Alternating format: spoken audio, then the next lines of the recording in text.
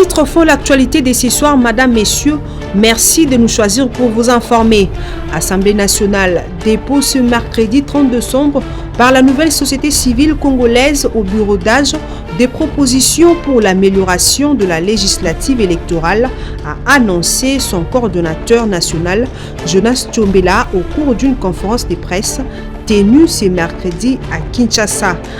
En politique, un tête-à-tête est prévu entre Joseph Kabila et le comité de crise du FCC à la ferme de Kachamata, dans la périphérie de la ville de Lubumbashi. Selon un proche de cette plateforme politique, les échanges vont tourner essentiellement autour des stratégies à mettre en place pour redynamiser le Front commun pour le Congo, victime de départ massif de plusieurs de ses cadres vers l'union sacrée du président Félix Antoine Tshisekedi. Dans un autre registre, fermeture ce jeudi 31 décembre de 3 filières de la société Égale SARL dans un communiqué publié ce mardi 29 décembre sur son compte Twitter et émanant de la direction générale de cette entreprise spécialiste dans l'importation des vivres frais. C'est tout pour les sommaires. Encore une fois, bienvenue dans ce journal.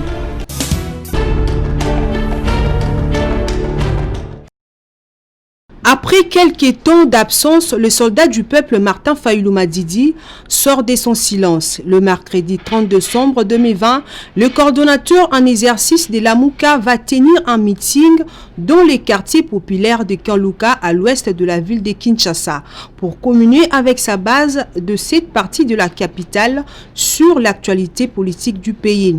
Annonce faite par le secrétaire général de son parti SID, le professeur Devos Kitoko Mulenda, déclinant quelques grandes lignes du message de celui qui continue à se considérer comme président élu des Congolais. Il prendra sans doute à partie l'union sacrée du président Félix Antoine Tshisekedi qu'il qualifie de conglomérat d'aventuriers, dont d'opportunistes sans aucune conviction politique et qui n'ira pas très loin.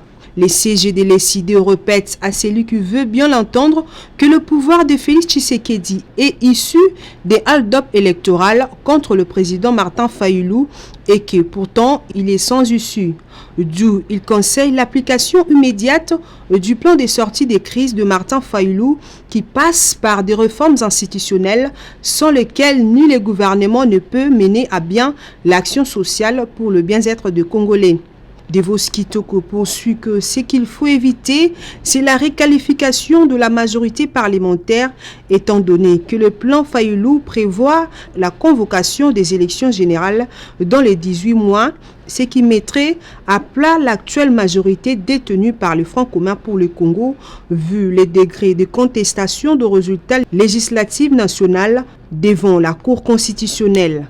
Un point de vue que ne partagent pas du tout les adhérents de l'Union sacrée de Félix Tshisekedi, à commencer par les deux leaders de la Mouka, à savoir Jean-Pierre Bemba du MLC et Moïse Katumbi des Ensemble pour les changements, qui sont prêts à jouer le rôle de premier plan dans les institutions de l'État dans le cadre de l'Union sacrée, ce qui est en contradiction avec la doctrine de la Mouka prônée par Martin Fayulu et le Premier ministre honoraire Adolphe Muzito. Une chose qui veut tout simplement dire qu'ils sont à l'opposé. Pourtant, Bemba et Katumbi continuent à se revendiquer de la Mouka et ont même été reçus comme leaders de cette plateforme politique, alors que le coordonnateur en exercice traite cette union de farce et de mauvais goût.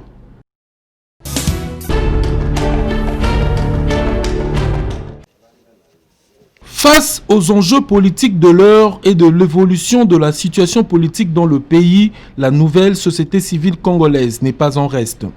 Au cours d'une conférence de presse tenue sur l'urgence et la nécessité de réformes électorales avant la désignation de nouveaux animateurs de la CENI, la NSCC alerte la classe politique congolaise et se dit satisfaite de la fin de la coalition FCC-Cash. L'État ne semble pas être notre allié. La nouvelle société civile congolaise tire la sonnette d'alarme et alerte les autorités de la République et les responsables de la nouvelle coalition politique en gestation de l'extrême urgence et la nécessité de l'amélioration du quotidien du peuple congolais devenu insoutenable et de la réforme de la CENI et de la loi électorale. En outre, la nouvelle société civile congolaise salue la dissolution de la coalition FCC cache de tristes mémoires. Par ailleurs, la nouvelle société civile congolaise met en garde tous les transfuges qui adhèrent à l'Union sacrée de la nation initiée par le chef de l'État, laquelle ne doit constituer, d'après cette dernière, un cadre de refuge et de blanchiment de certains acteurs politiques. Cependant, elle attire l'attention de tous les acteurs épris de changement sur les adhésions massives à l'Union sacrée de la nation qui doivent se faire, nous notons, en toute honnêteté et toute sincérité. Parce que nous connaissons comment nous agissons. S'ils s'inscrivent dans la dynamique de la peur, de la dissolution de l'Assemblée, ou ils vont confondre ces nouveaux lieux de gestion de la République comme les lieux de refuge, je crois qu'ils y seront délogés par la population congolaise. En sus, ces structures de la société civile en République démocratique du Congo entendent déposer dans les jours à venir auprès du bureau d'âge de la Chambre basse du Parlement 500 copies de Vadmekoum avec des propositions fondamentales pour l'amélioration du travail législatif électoral. La communication de ce matin.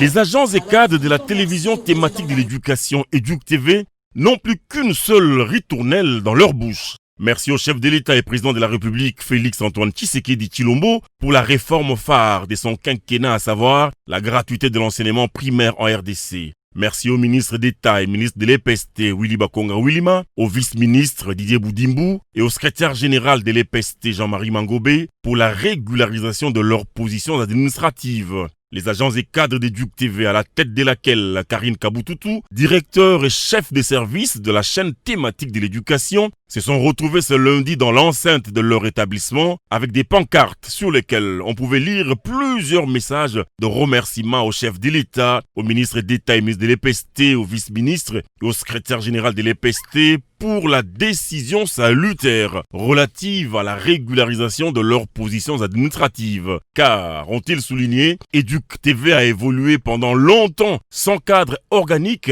ou, en dehors des membres du comité de gestion, tous les agents avaient les mêmes grades ATB1, chose qui n'existe jamais au sein de la fonction publique. Il y a même des agents qui sont à Éduc TV qui ont travaillé depuis le lancement de la chaîne jusqu'à ces jours sans être rémunérés. Ils sont dans l'allégresse de voir aujourd'hui leurs positions administratives régularisées. Enfin, un ouf de soulagement. Je suis à Éduc TV depuis la genèse. Donc il n'y avait pas encore de programme. C'est STV qui passait à temps et à contre-temps et jamais mécanisé. Et aujourd'hui, je pense que cette situation va nous soulager. Une joie indescriptible inonde mon cœur en ce moment, puisque je suis maintenant connu au ministère de l'EPST. Je dis grand merci au président de la République, au ministre de l'EPST et au vice, et pourquoi pas à Madame Karine Kaboututu. Les agents et cadres d'Éduc Télévision tiennent à faire la précision selon laquelle le cadre organique dont ils sont bénéficiaires, et ce après moult demandes de leur part, ne s'agit nullement du recrutement de nouvelles unités, mais de la régularisation des positions administratives des anciens agents et cadres de la chaîne thématique de l'éducation en République démocratique du Congo.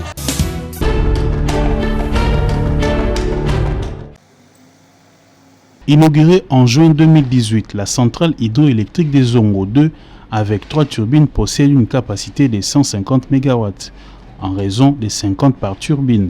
Construite pour résorber les déficits liés à la production du courant électrique, Zongo 2 peine à évacuer l'énergie produite par sa centrale du fait de l'étranglement de la ligne Zongo 1 qui, avec ses 75 MW, ne laisse pas beaucoup d'espace pour permettre l'évacuation de toute l'énergie produite à Zongo 2.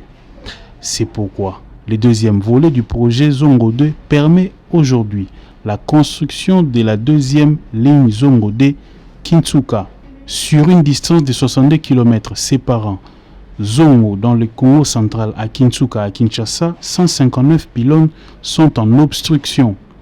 À ce jour, 43 pylônes sont déjà construits et les travaux avancent à un rythme élevé, malgré l'environnement lié à la pandémie de la Covid-19. Pour affirmer la volonté de mieux faire, tous les matériaux nécessaires à la construction de cette ligne sont entreposés à Zongo 2. Des cornières, des isolateurs, des boulons, des câbles en aluminium et acier n'attendent qu'à être utilisés pour amener l'énergie des Zongo 2 au poste de Kinshasa où atterrira l'énergie transportée par cette deuxième ligne avant sa mise en réseau. La ligne est en pleine construction. Il y a déjà 40 pylônes en construction, contrôlés sans problème. Il y a 3 pylônes qui sont en cours de construction, dans la limite de 80% d'exécution des travaux. Donc on peut se dire 44 pylônes sont déjà construits. En fait, à ce moment-là, nous serons capables de transiter les 150 MW produits par Zongo 2. Donc vous venez des Zongo 2, vous avez dit que c'est Zongo 2. C'est une centrale, moi je dirais que du point de vue infrastructure, bon, il n'y en a pas. Je n'ai pas toujours circulé à travers les pays, mais la structure de la centrale, du point de vue beauté, c'est la première de la SNEL. Je peux vous le confirmer. De là où je suis passé. Il y a une technologie de pointe. À ce jour aussi, avec les 150 MW qui est disponible, ce que nous pouvons dire bien qu'on attend la ligne qui doit être terminée. Moi, je dirais à la population, on ne voit pas la beauté de Zongo. Zongo, naturellement, il est beau, mais je crois que la SNEL est en train de se battre afin de satisfaire la population à Kinshasa. C'est comme je dirais quand on attend un enfant. Il y aura une fête à la naissance, c'est vrai. Mais je pense qu'il faut pouvoir supporter les aléas, le développement de la grossesse. C'est ce que nous sommes en train de vivre aujourd'hui. Pendant la construction, les gens sont impatients, mais nous rassurons que les choses vont bien. Il y a lieu de signaler que la centrale des Zongo 2 est alimentée par les barrages érigés sur la rivière Inkisi avec un canal d'amener souterrain qui s'étale sur 3000 mètres. Mes téléspectateurs, nous sommes ici au barrage de Zongo 2, 195 mètres de longueur. Ce barrage prend de l'eau ici et l'envoie, les transporte à 3 km ici, 3000 mètres ici, pour alimenter ce que je mentionne, la centrale Zongo 2. Barrage magnifique qui produit dans sa puissance maximale 150 mégawatts pour augmenter la desserte dans la ville de Kinshasa. Pour un moment, il y a la deuxième ligne de construction que vous avez vue. Cette ligne est appelée à permettre à la SNEL d'envoyer un peu plus de disponible, un peu plus d'électricité grâce aux grands produits aussi de Zongo 2 vers Kinshasa. Ça va acquérir au poste des présidents vers CPA, voir si il y aura des problèmes. Je voulais s'attirer cette magnifique merveille de la technologie de l'intelligence humaine parce que le Congo qui gagne, le Congo de développement, le Congo de l'avant, le Congo du peuple d'abord, il est en action ici à Zongo 2. Depuis le site de barrage de Zongo 2, c'est le site pour le compte qu'on a déjà.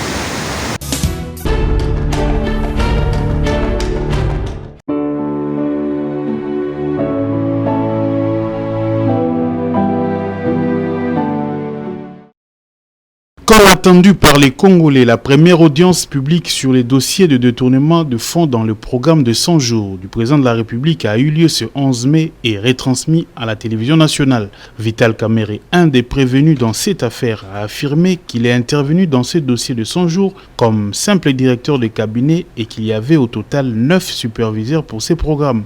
Le président de l'UNC a en même temps souligné qu'il ne connaissait pas le Libanais Sami Jamal, lui aussi poursuivi en justice dans ces dossiers.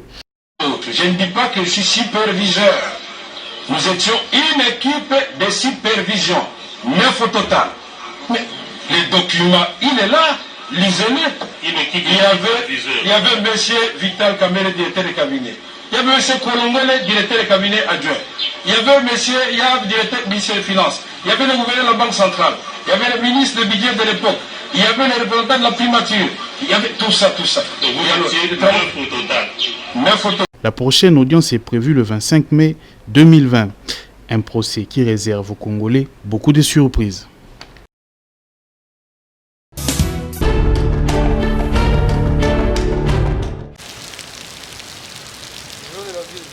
Un fait étrange s'est produit le samedi dernier à Kinshasa et spécialement dans la commune de la Gombe où une pluie de grêle s'est abattue pour le bonheur et l'étonnement de tous, surtout en cette période de confinement. Pour les plus croyants, ceci est une bénédiction.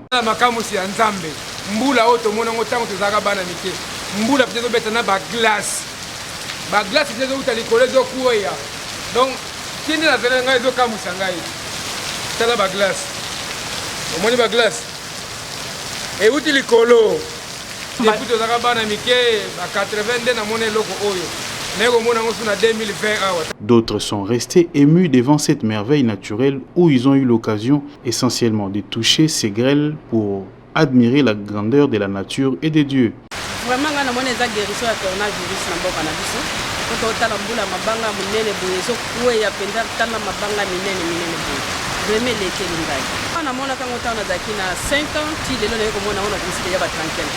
eza spirituel donc eza phénomène nzambe donc asali biso makamusa minene kotala na epoko toza na maladi moko eza donc incroyable mais vrai donc namoni ke donc c'est bikamusa ezokota na mboka na biso phénomène oyo toyebi yango te oyo ezaka miracle ya nzambe le mosusu eyeboye oyo évacue corona na mboka na biso elongo awa etumba wana tokolonga yango mbula baglase eza makamusi.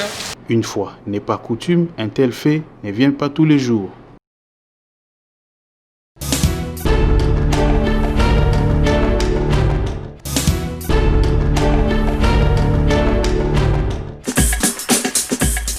Madame, Messieurs, c'est par ici que nous bouclons complètement cette session d'information du Journal de la Ville.